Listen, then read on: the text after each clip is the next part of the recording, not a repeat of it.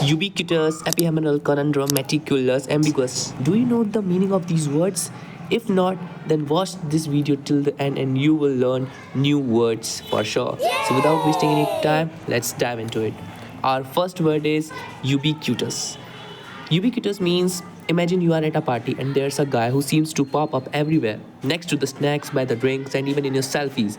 That's what ubiquitous means. Something so common it feels like it's everywhere. For example, smartphones are ubiquitous in a modern society. Second word we have ephemeral, which is think of a bubble floating in the air, beautiful but gone in seconds. That's ephemeral for you, something that lasts a very short time.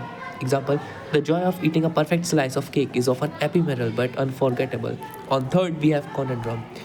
Picture a riddle so tricky it makes you scratch your head like a cartoon character. A conundrum is a difficult problem or puzzle. Example, deciding what to watch on Netflix is the biggest conundrum of my evening. On fourth, we have meticulous.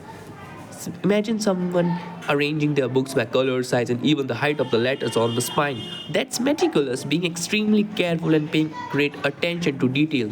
For example, she's so meticulous about her notes, they look like works of art.